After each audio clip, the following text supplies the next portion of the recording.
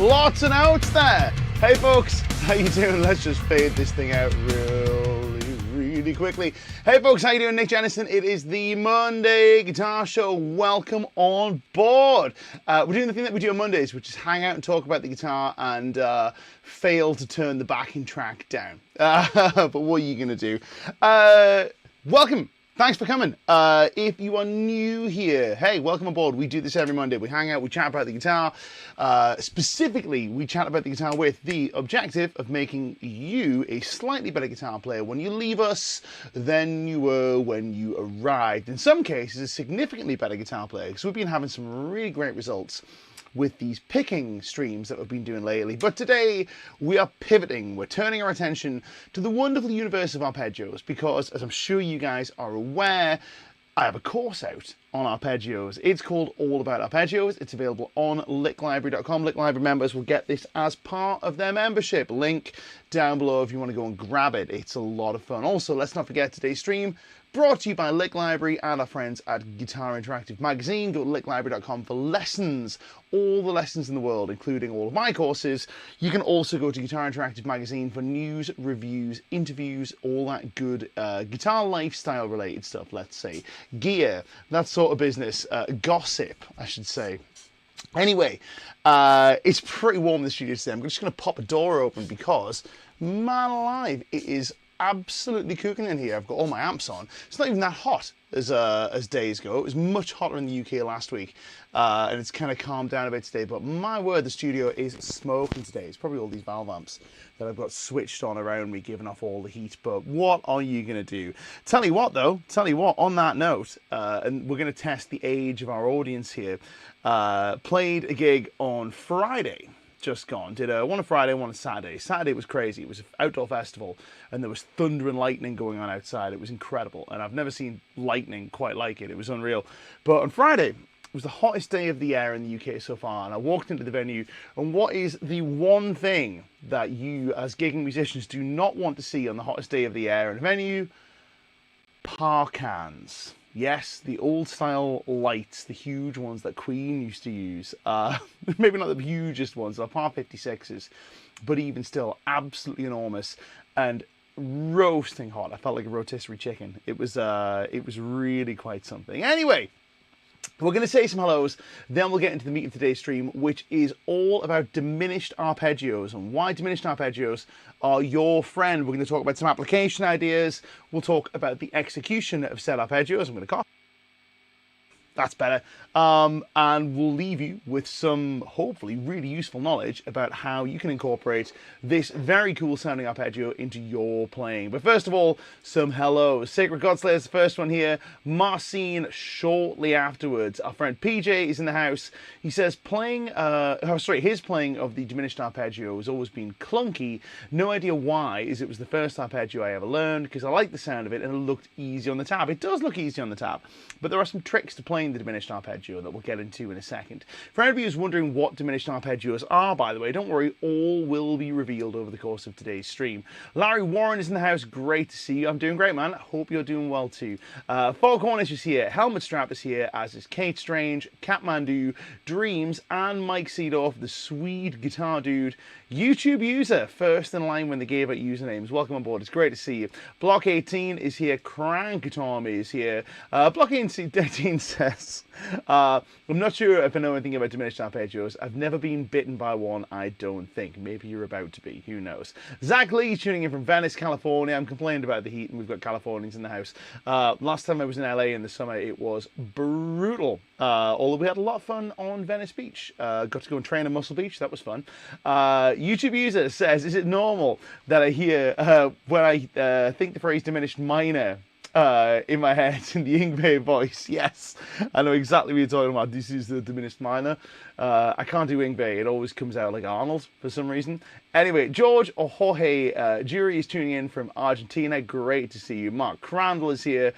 He's enjoying the Arpeggios course. I'm glad to hear that, man. I'm glad to hear it. You guys go grab the Arpeggios course down at the link below, by the way. If you want it, it is available for all Lick Library members. We got some discussion on the Discord. It's not working for some of you folks. In case you're wondering, we have a fan-run Discord. You can go and check that out too. Who else do we have? Chris is here. He's in need of a good lesson after being thoroughly depressed by listening to Greg Howe's album Wheelhouse. Greg Howe is, of course, the man that everybody forgets. Almost GFX is here. He's got the guitar in hand. Good to hear. Our friend Tone D. Farkas is in the house. Lovely to hear from you. Mal Riley says, it sounds like the Locrian mode. You're not a million miles off, Mal Riley, but it's not quite. Not quite. We're going to get into what's going on there. Referring to the playing that we're doing in the intro. Here's a great one from Sacred Godslayer saying, diminished arpeggios are portals to different dimensions / key changes. Absolutely, 100% agree. Anyone I've missed, anyone I haven't said hello to? My friend James is in the house, one of my strong friends. We love a bit of that. We were training earlier on. James, that's the deepest squat known to man. It's not even funny. Absolutely bonkers. So I don't know what he's down there that he wants so badly, but down there he goes. Anyway, and stands up again with a lot of weight on his back. Big, strong boy. Anyway, let's get into it. So, diminished arpeggios, what are they? When do we use them? We're going to start with the what are they. And diminished arpeggios are somewhat unique among our, not really unique, but somewhat unusual among the arpeggios that we typically play, in that they are symmetrical in their construction. What do we mean by symmetrical? Well, let's take a look at the construction of a major and a minor arpeggio, and then we'll construct ourselves a diminished arpeggio. Specifically, we'll be doing a diminished seventh arpeggio, which is usually what people refer to when they say diminished arpeggio, although technically the term is diminished seventh. We'll take a look at how you might employ just the straight diminished triad too, in case anybody's wondering. So, diminished arpeggios. Let's begin with constructing an E major arpeggio. If we start with our open E string, within our E major, we play E, which will be our root, G sharp, or the 4th fret, which is our 3rd. Our 5th is located on the 7th fret, and that is B. If we go all the way up to the tonic, again, we have 12. So take a look at the gaps that's going on here. We have a 4-fret span from the lowest note, 1, 2, 3, 4, up to our 3rd rather, and then a 3-fret span going up to our 5th. We may call this a major 3rd interval, and then a minor 3rd interval, or a 4-fret interval and a 3-fret interval. If we converted this into a major 7th arpeggio, and we included this note, we could stack from our root, or our tonic, 4 frets, 3 frets, and then 4 frets. These are asymmetrical gaps in the sense that they're not all the same size. If we do a minor arpeggio, we could play root, a 3-fret interval to get to our minor 3rd, and then a 4-fret interval to get to our 5th. The 5th is in the same place. If we were to turn it into a minor 7, we would have a further 3-fret interval. So it's 3 frets, 4 frets, 3 frets, and then 2 frets to take us back to the beginning. The distance between each of these notes is not uniform. It's not the same distance between each of these notes. For major, dominant, minor 7. When we play our diminished arpeggio, what we do is stack ourselves some 3-fret intervals, some minor thirds. You can think of a diminished arpeggio, or a diminished 7th arpeggio, as a stack of minor 3rd intervals, one after another. We play our root, and then we go to our minor 3rd, which is 3 frets. We go up another 3 frets to get the flat 5. These 2 intervals, this one here and this one here, are symmetrical. Similarly, if we go from our flat 5 up to the next interval, which is our double flatted 7, wow, double flatted 7, is that not the same as major 6? Not really, but it's the same note, but its function is different. So we have root, flat 3rd, flat 7, sorry, root, flat 3rd, flat 5th, double flatted 7. What you might think about this as, though, is root, up 3 frets, up 3 frets, up 3 frets, up 3 frets. It is literally as simple as that. Now, the beauty of this is that because these intervals are symmetrical, any one of these notes could be the root note in this shape. We could play from G. If I wanted to get a G diminished shape, say for example playing over this chord, for argument's sake, I could play G, up 3 frets, up 3 frets, up 3 frets, and back to G. It's the same notes.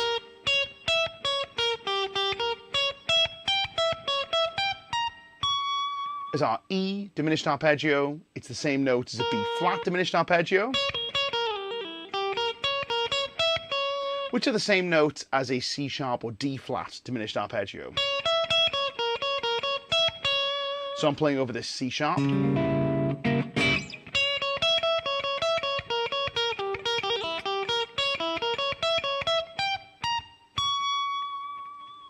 All the same notes. Now, that is how we construct these arpeggios. And what's interesting about this is, yes, it's a symmetrical shape and it's a symmetrical formula. This allows us to learn one shape and play basically every diminished arpeggio with it, but it also, which is quite, and by that I mean in all the positions of the fretboard, but it's also interesting because this is perhaps one of the few examples in art where symmetry is not pleasing. This is something that's unique to music, right? In painting, in sculpture, in people's faces, whatever, we find symmetry visually very pleasing, right? Certainly if you're constructing a shot, symmetry is very pleasing. Why don't you have these 2 rows of guitars trying to get my Wes Anderson on and be as symmetrical as I can with this little setup that we've got going on here. These 2 Van Halen style wood panels on the back wall, which are acoustic treatment, still symmetry. That's pleasing, but in music, symmetry is actually quite unsettling, which is unusual because, I mean, listen to it. That's our symmetrical sound. That doesn't mean that it's not useful. In fact, it's exceptionally useful because we can use this to evoke the feeling of being unsettled from our listener, which is useful. We've all talked about this idea at length, this idea of tension and release, or this idea of stability and instability being at the core of what makes music work, what makes music music, if you want to call it that. It's the balance between stable and unstable sounds that kind of propels the music forward, if that makes sense. It keeps the listener engaged, it keeps the listener interested, but it also creates movement in our music. If everything is stable, we sound boring, we sound too safe. If everything is unstable, we sound unpleasant and unsettling, and that's no good either. There's a balance to be struck here, and diminished arpeggios are a great way to get into the unstable side of things. It's my favorite bit, without learning a great deal of new stuff, because it's one shape. Let me show you the shape. So there's a few ways we can play it. We're going to begin with quite a simple way of playing it, which is to play it using a minor third shape, like this, and increment that up the fretboard in 1 fret intervals. Why is that? Well, if we start on this G, for example, and then we play a minor third, we know that our diminished arpeggio is built from root, flat third, flat 5 is next. And we know that this interval is a flat 5. So we can start here on our root, we can also start here on our flat 5, and we've got ourselves a diminished arpeggio. We can also follow that up with the octave, which gives us this, and then its next octave, which is here,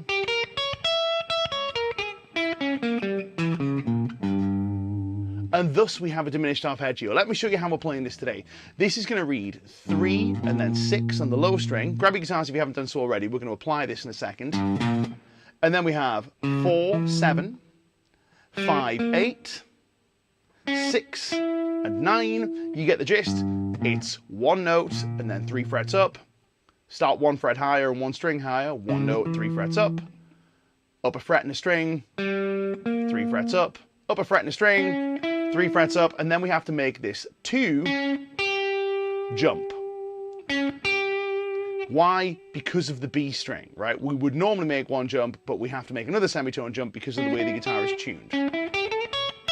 Now, Sacred Godslayer is rightly pointing out this is the diminished shape he hates to play the most. It is certainly not the most shred-friendly shape, let me tell you, but it is a useful way of visualizing this. Now, I'm going to show you a way that we can immediately apply this in a context that you wouldn't necessarily expect, which is in a blues.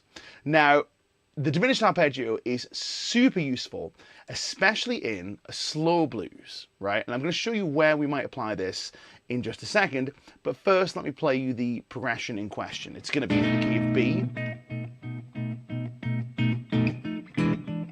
There's our 4 chord, which is E7. There's B, which is our 1 chord.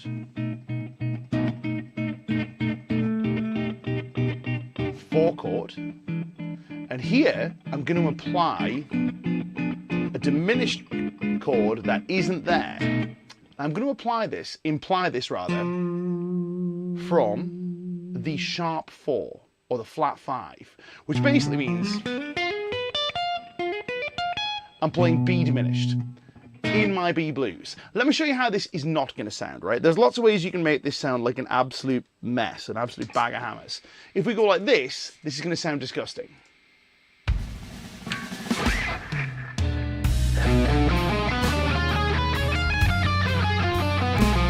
Foul.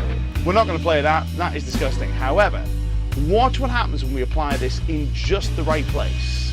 We're in bar number 3 now.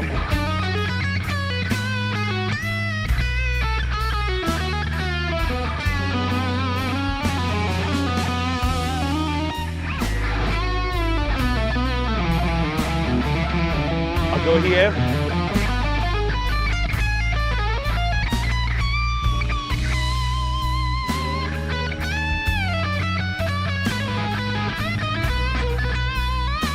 Did he catch it? Maybe we went a little fast, so let's go back to the same progression. I'll show you one more time.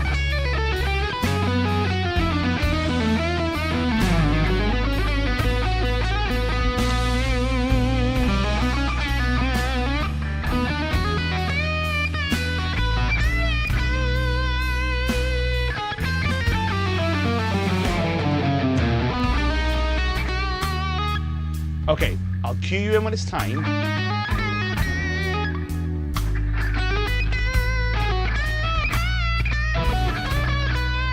And I'm using this as a way to transition from my 4 chord back to my 1 chord.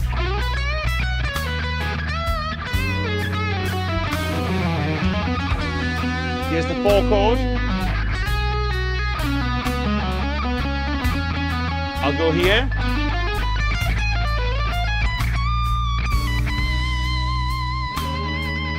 Did you catch that? I think it sounds really cool. Now let me show you in another context, right? Let me show you in another context. Let's go to a different blues. This time we're going to go to a faster blues. This particular blues is in the key of A. And in this case, I'll be playing it over the 4 chord, and I'll show you where. There's my 1 chord. Still 1 chord. Here's 4 chord. I'll play it here over the second bar of 4 chords, right?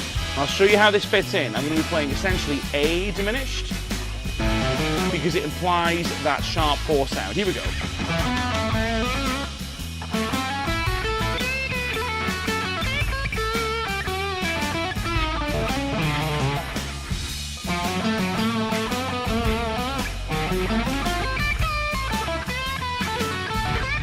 Didn't quite stick the landing there, so I'll get it one more time.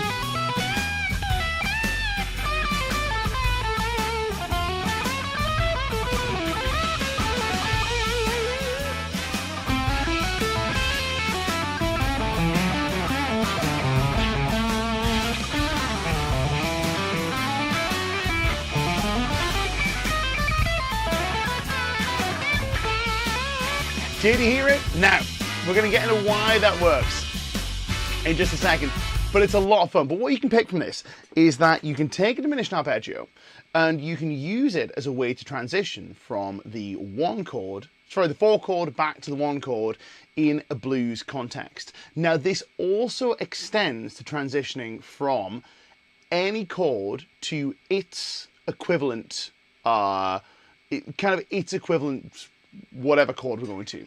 So in this instance, we're going from 4 back to 1.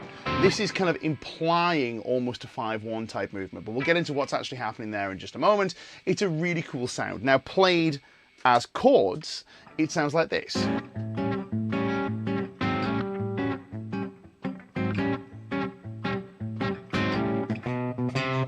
Here's 4 chord, sharp 4 diminished.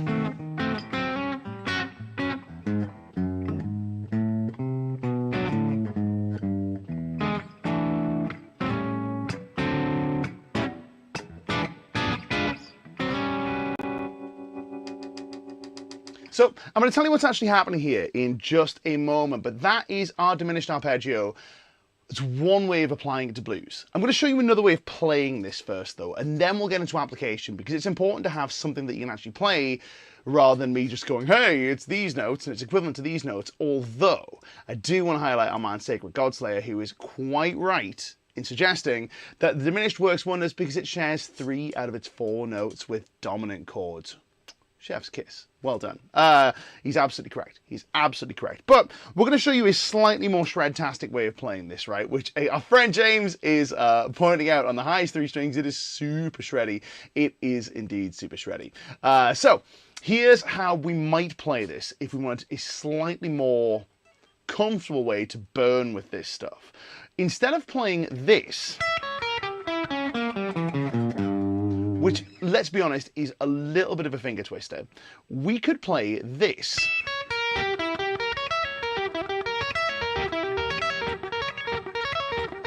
Which is the classic metal way to play a diminished 7th arpeggio. Now, in this instance, what we're playing, if we take E as our root note and we back down in these minor third intervals, we could play this, down a minor third, and then we could play the same thing we'd expect to play here,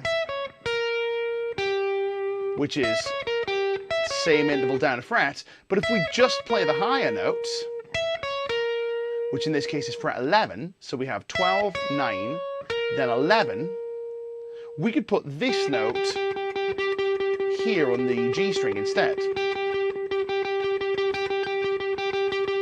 I always think that's a mark of a nice guitar where the same note played in 2 different frets sounds drastically different.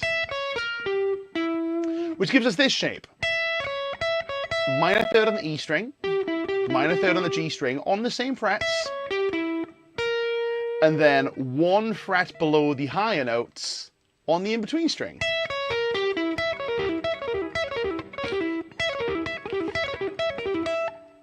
Lots of fun. So what we get here, once again, is 4, pinky finger, first finger, third finger, pinky finger, first finger. But the beauty of this is this sequence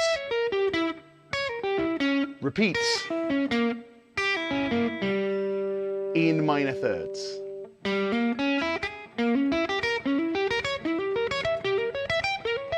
What am I doing there? Well, I'm playing the same thing,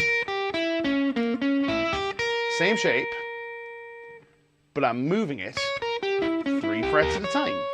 What you might think of is whatever the top note is, I'm now making that the bottom note. Whatever the top note was, making that the bottom note. Now, there are lots of ways that we can skin this for maximum shred. We could play just 3 notes. We could play just the highest 3 notes. If you're wondering about a picking pattern for that, a picking pattern for that might be an upstroke escape pattern where we play down, sweep, and then up.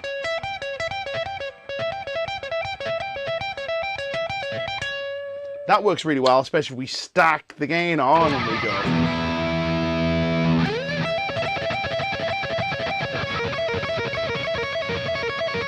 We can throw a little pull-off in there to make it all 4 notes and circular.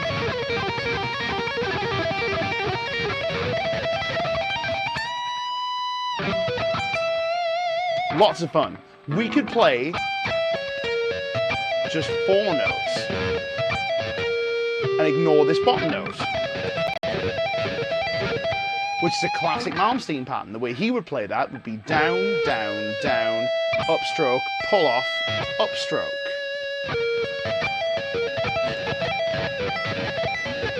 Myself, I can never make that work. I'd rather put the upstroke at the end.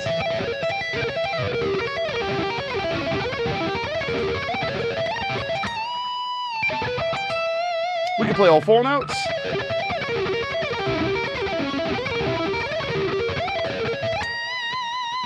We can also take the same pattern if we wanted to, and we could play it in a manner that I always refer to as the Andy James way of playing it. Which is where we have the same idea, this same 3-fret string skip,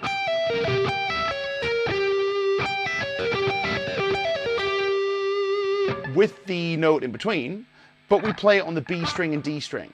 So these retain the same 3-fret skips. The only difference is now the middle finger goes on the string in between. So B string first, it's 14, 11, 12, 14, 11. And these sequence really well.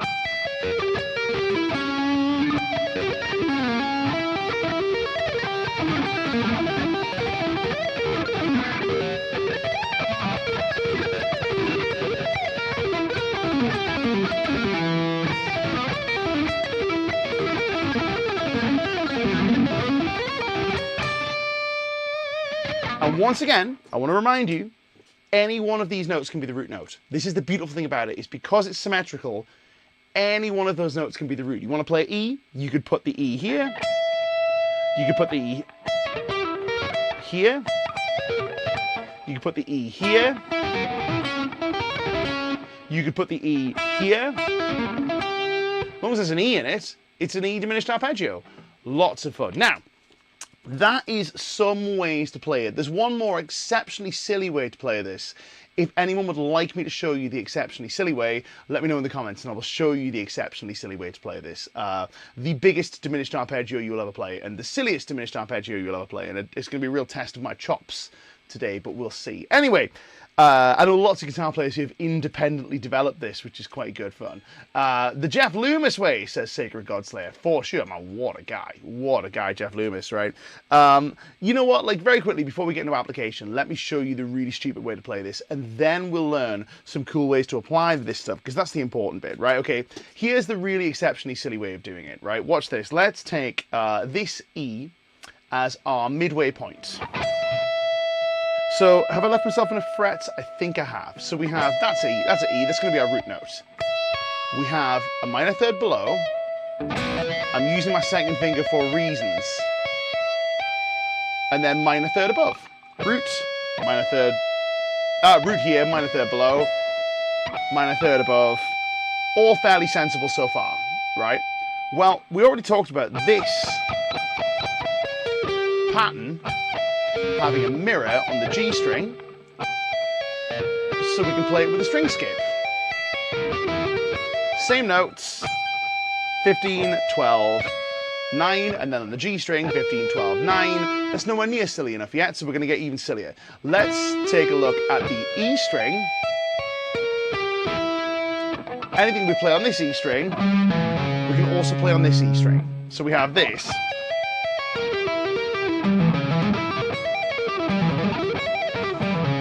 Getting silly, not all the way silly yet.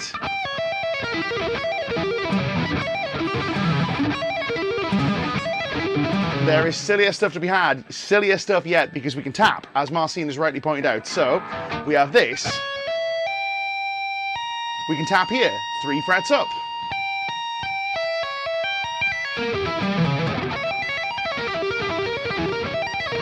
Any tap we do on the high E string, we can also do in the G string. Anything we play on the high E string, we can also play on the low E string.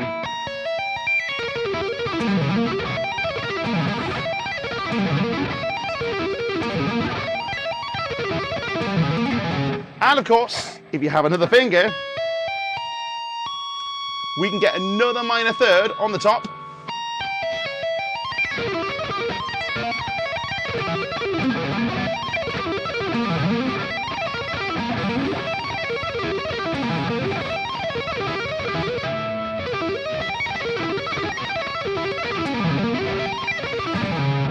Incredibly stupid, right? I did say it was very silly. If you want even more stupidity, by the way, watch this, right? this little sequence we're playing here on the G and B strings, sorry, E and G strings, we can play the same notes down a fret on the B and D strings. So B and D strings go there, down a fret, back up a fret.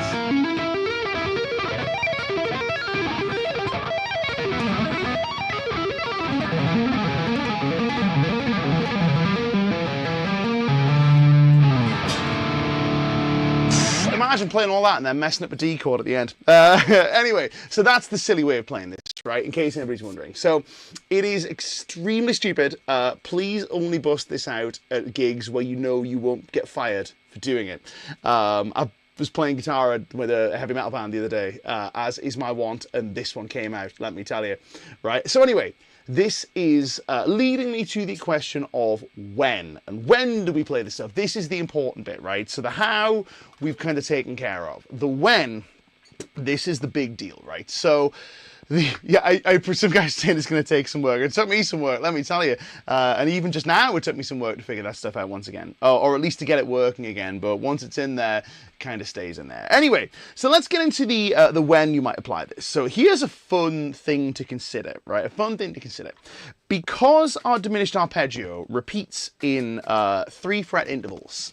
So if we have, let's take A, for example.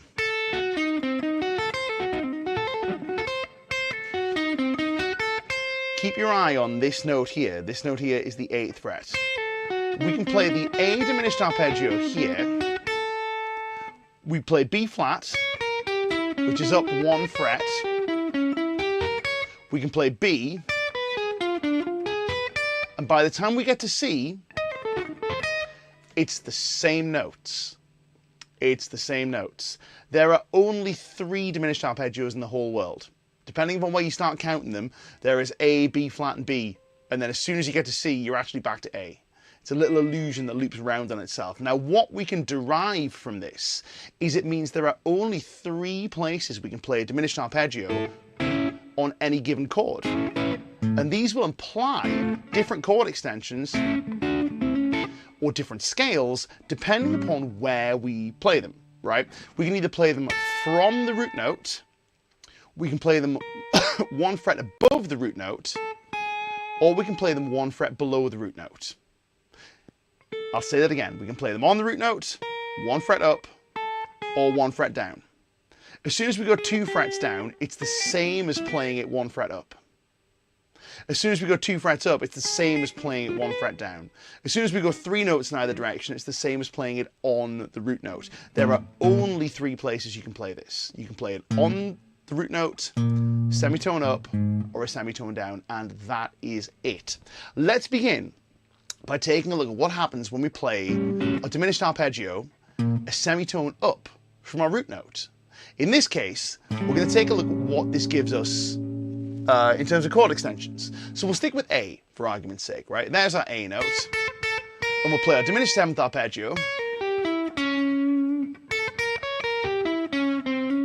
1 semitone higher than our chord. In this case, it's going to be B flat. Well, first of all, that B flat in relation to our A is the flat 9. So we have flat 9. This is the major third. So flat 9, major third. This next note is the 5th of A. And this last note is the flat 7th of A. What this gives us, if we play an A note, and then our diminished arpeggio 1 fret above, it gives us a flat 9. It is a flat 9 chord. So, if we play this in the context of D major, for example, we can play a 5-1 by taking our 5 chord, which is A, and playing a diminished arpeggio 1 semitone higher. So I can get this.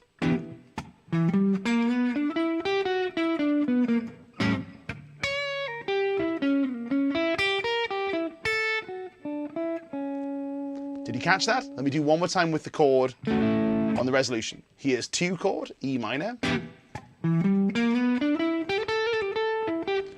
5 chord, diminished arpeggio.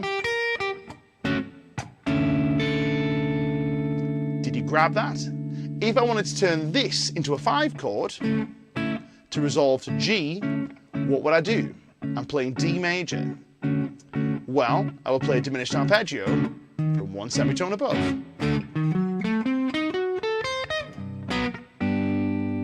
Did you catch that?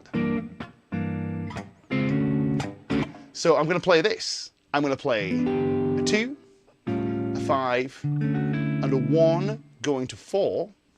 But in this case, the process of going to 4 will be to take my 1 and convert it into a temporary 5. I do that by playing E minor as normal,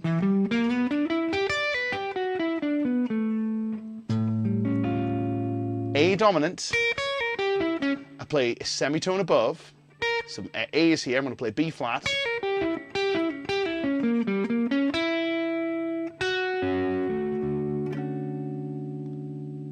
when I get to my D major chord, D major is normal,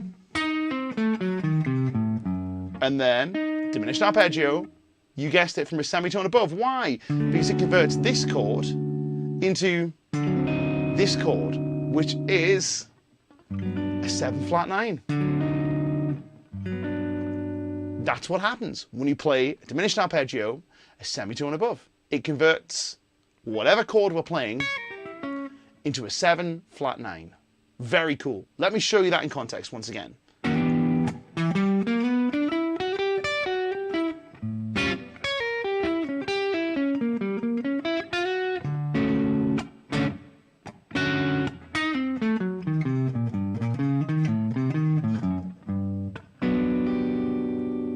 Did you catch it? It sounds very cool. Very, very cool. We can also use this to imply movements from a 5 to 1 like we did in our blues. So if you remember what we did in our blues, right? In the blues in this context, we played an A blues.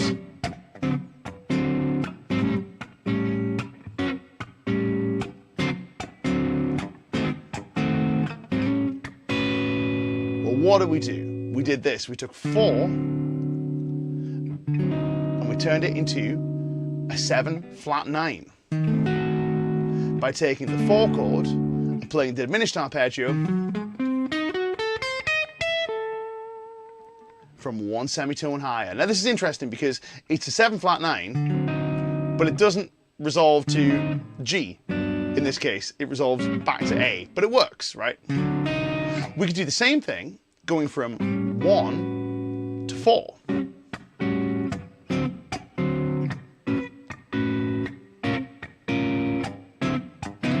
Which would give us this. So I'm playing A, going to 4, which is D. I could play a semitone above.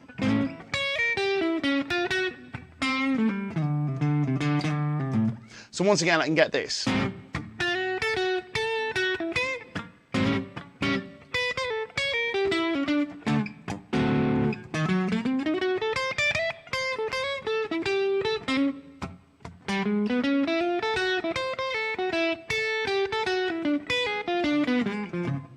Now, that next little move, I'll show you in a second. But that's how we might do this. So let's put this into context. Let's play it together. We are going to play the following. When we get to our 1 chord, and the 1 chord is going to the 4 chord, when we're ready to make that little jazzy transition, we're going to play the 1 chord as if it was a 7 flat 9. And we do that by playing a diminished arpeggio that occupies the space 1 semitone above the chord. So we're playing A, we play B flat diminished. Similarly, when we go from the 4 chord back to the 1 chord, we go up a semitone, which gives us E flat diminished or A diminished, whatever.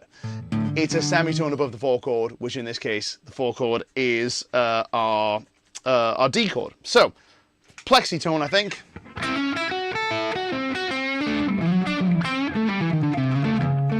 I just love this little amp. That's little Marshall Studio Vintage, which I know, does Timothy Appling have this one? I'm sure he does. Anyway, here we go.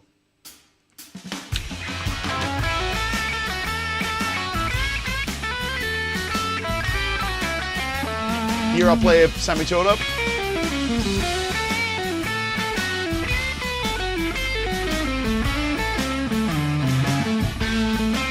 Did you catch it?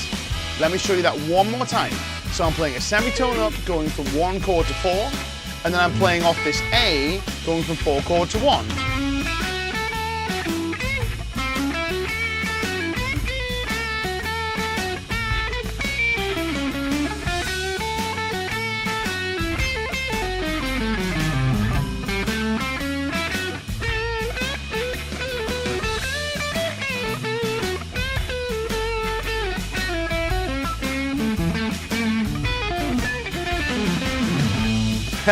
A little bit of a cheeky thing in the end, I'll show you that in a minute. So that's what happens when you play a diminished arpeggio, the semitone above the chord that you're on. Let's take a look at what happens when we play it on the chord. Now this is an interesting beast because it starts to imply a different scale. This works really well over dominant chords, but it works really well over minor chords as well. Specifically if we're playing, say for example, A Dorian. We were playing E Dorian something in the intro, I'll show you that in a second. But let me show you the implication here. I'm going to stick in this plexi because it sounds nice. If you guys like the tone, let me know by the way, because if you don't, I'll change it to something else. I've got plenty of amps, as you may have noticed, right? Absolutely swimming in amps. Not even funny. And they're all on, which is lovely. I don't know why I'm so hot. Anyway, maybe that's it. Just had a revelation. But anyway, hey, that's all on thanks to my friend Nikki at N Audio, who's provided this switcher. Yeah, the man. Anyway, so, yes, playing on the chord. So we're playing A very quickly, right? We're going back to A. We're going to play a diminished arpeggio on the chord, right? What I want to do is I want to start at the top. There's my A.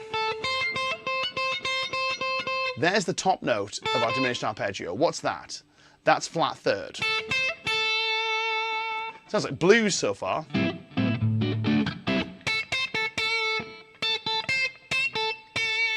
You know, our first blues solo ever, sounds quite nice. We could also continue that down into this guy. Now what has that given us? There's flat 6. Sorry, raised 6, my mistake. There's raised 6. So if we have root, flat third, and raised 6, well, that's Dorian, right? It's Santana.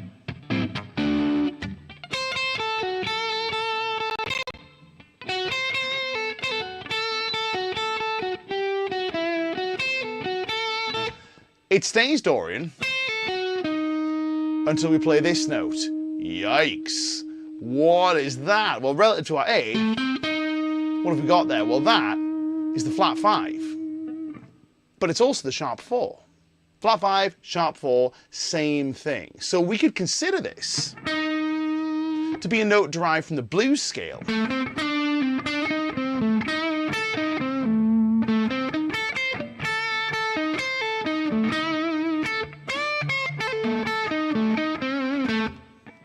We could also include this note, which is our Dorian note,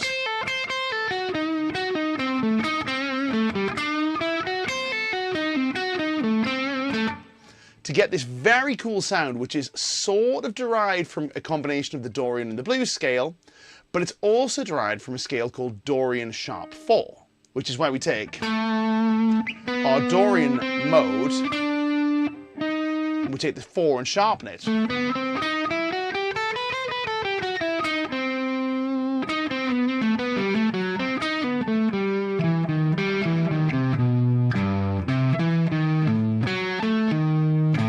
Very cool sound, and one I was using in that intro jam extensively, specifically in the key of E. Now, Dorian sharp 4 is a really interesting beast, but there's a lot of notes going on there, and this diminished arpeggio gives you kind of a crystallization of that sound in a way that's really interesting, really useful. I'm going to port this up to E, and I'm going to throw the backing track on from the intro again, which is in 5/4, but 5/4 is a great time signature. So we're going to play in that, why not? And this is largely these chords.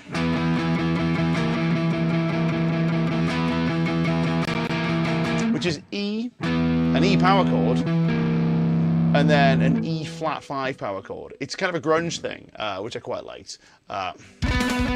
It's this.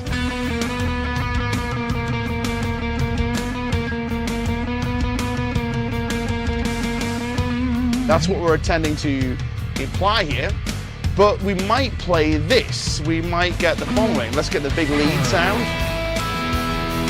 Here's my E minor pentatonic. Here's my diminished arpeggio on E.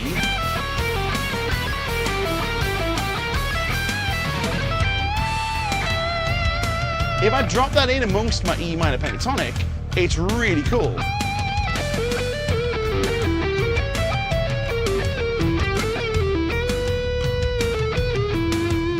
Of course, all the silly places we can play it.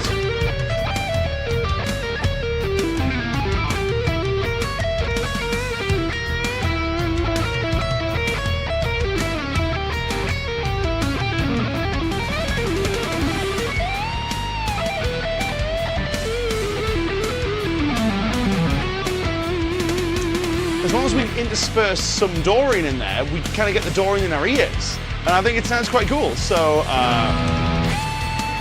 if we slap the silly lick on top.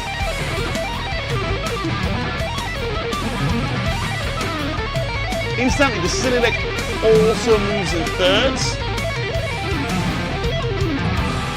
Whew, good luck getting that stretch at the bottom though, that is a big stretch. But yeah, that also works really well. But it doesn't just work. It doesn't just work over a minor chord. In this case, it implies Dorian sharp 4, but if we play it over a diminished chord, a dominant chord rather, diminished chord, play over a dominant chord, it has a different kind of function. So, because that's really cool, but if we play it over a dominant chord, we also include the major third in context here. So what do we get? We get root. We're playing flat third, but the chord includes major third. We're playing sharp 4. The chord includes 5.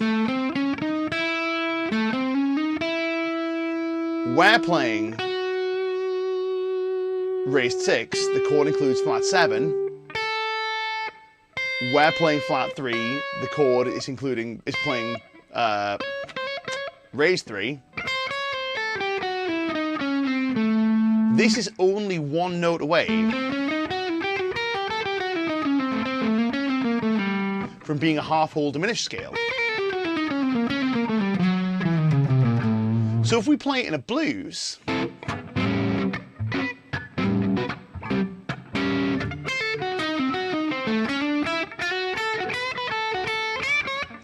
it serves the same function as that idea of playing this chord, 1 chord going to 4 chord. We know we can play half-whole diminished. Over that going here, well, that can be represented as the diminished arpeggio from the 1 chord. So over the key of A, if I play the diminished arpeggio from the tonic, if I play that over my blues going to the 4 chord, we can get this.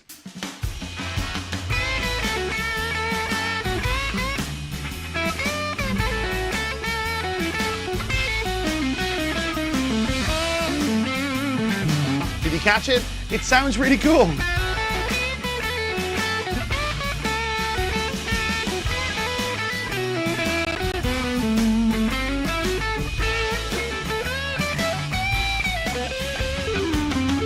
I'll get it again.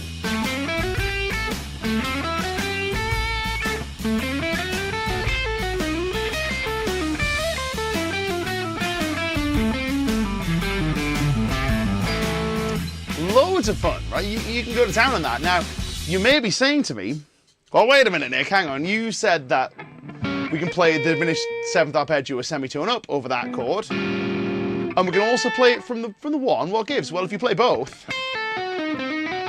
if you take a chord and you play a diminished arpeggio from the tonic and also a semitone above,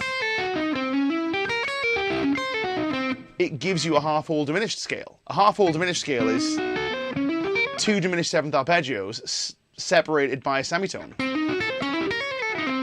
Which means we could play here and get a very cool half-whole diminished idea, where we played the Andy James like a second ago,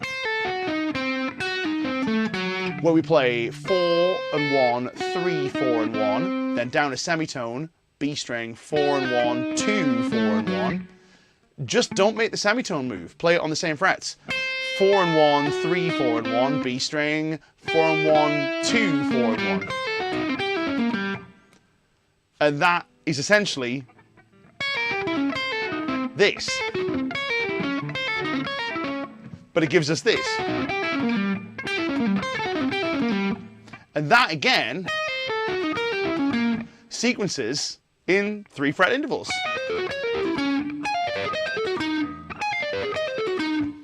And we've got this amazing half-whole diminished lick, right? So let me put that in context. I'm going to play something absolutely bonkers over this. I hope I'll stick the landing. Over the 1 chord going to the 4 chord, we're going to get something crazy. Because I'm going to play this.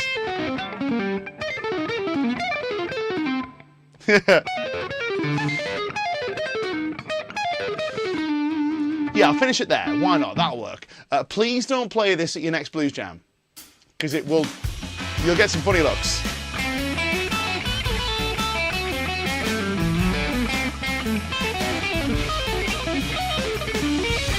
Didn't have enough notes there, didn't have enough space. Let's go again, right? I'm going to find it one more time. And I think I'll treat myself to a big lead sound, because this is, woo, it's a challenge.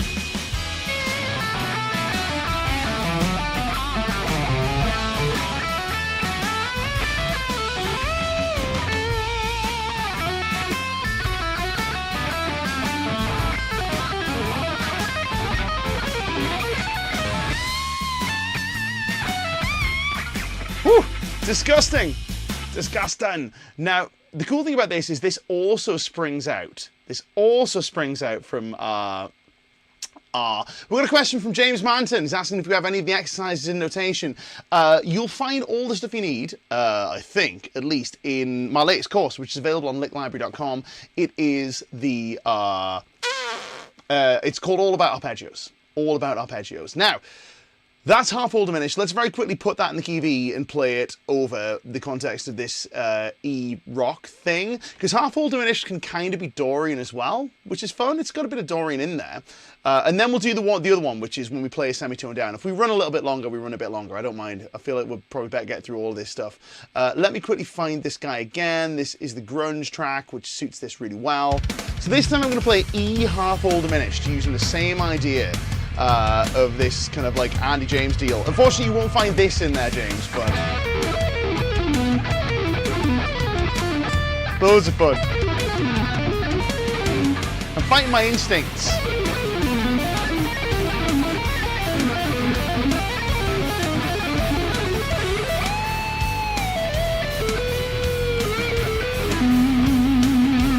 What a stupid lick, but it's really, really good. I like a stupid lick from time to time. Now, one more quick little note on this that we'll get to in a second. In fact, let's get to the semitone down first. So semitone down is a really interesting one because what semitone down implies is as soon as we go to a semitone down, we imply that we have moved to the 5 chord of whatever we're playing on.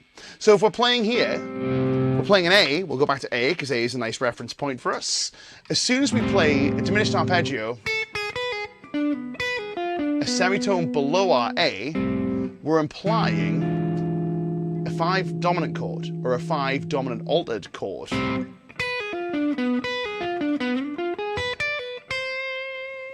Which is a really fun little thing to imply. It implies a little 5-1 move. So play a semitone down.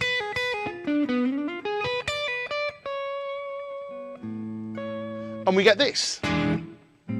This is also at the core of the Malmsteen thing. So if we want to nail the Malmsteen trip, we can take a look at something like Far Beyond the Sun, where he's playing an F sharp. Technically playing an F, but he's down tuned, so you get the gist, right? F sharp harmonic minor.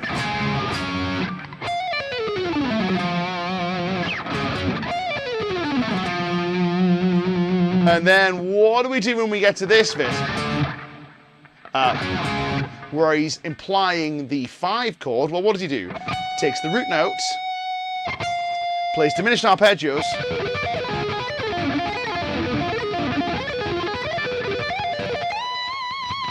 plays them down a semitone. I'm not sure where he starts from. I think it's 10. Where is it? I want to say it's 10. Yeah. So,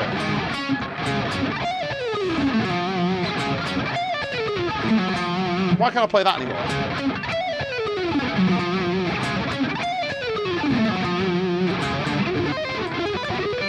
Sacred Godslayer does start at 10. Oh, one up it there. It's first finger on 10. Even still.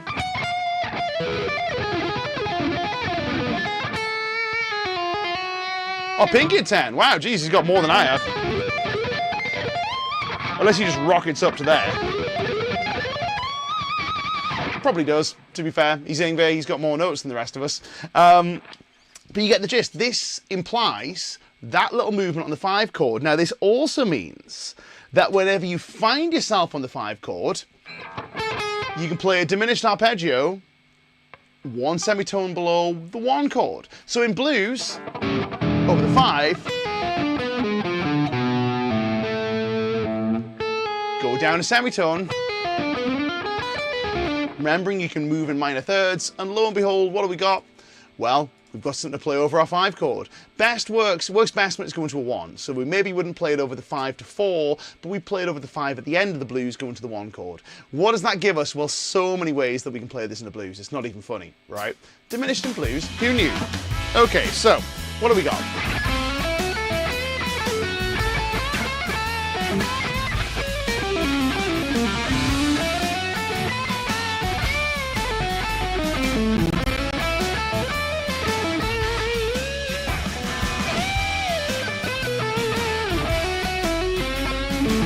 I'm going to do it here, ready? Quite on the nose, but it sounds pretty cool. Now, if we summate what's actually going on there, if we would take this same idea, there's A.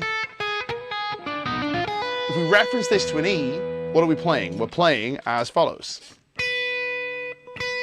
We're playing the 5th, the 3rd, the flat 9, and the flat 7.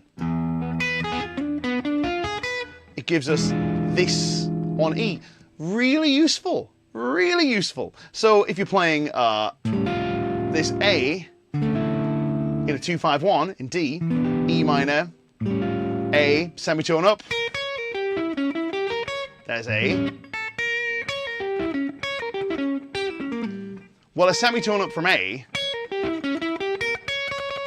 is also a semitone down from D. It's the same. It's the same damn thing, right?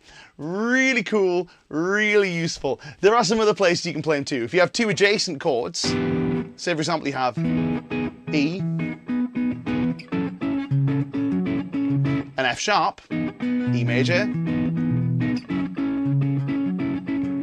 and then F sharp minor. Anytime you have 2 chords that are separated by a tone, you can just clag a diminished arpeggio in between them.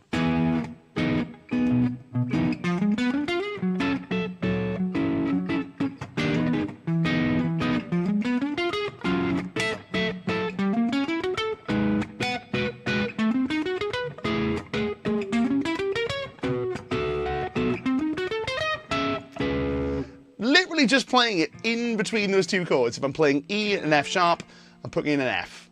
If I'm playing F sharp and G sharp, I'm putting in a G. If I'm playing B and C sharp, I'm putting in a C.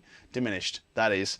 Loads of useful ways you can clag it in. One final way you can play it, one final little thing, is if you play it a semitone above, in the right context, which is how we're going to play ourselves out, it gives us Phrygian dominant. Play E, semitone above. What do we get? Flat 2, major 3, flat 7, 5. It's Phrygian dominant.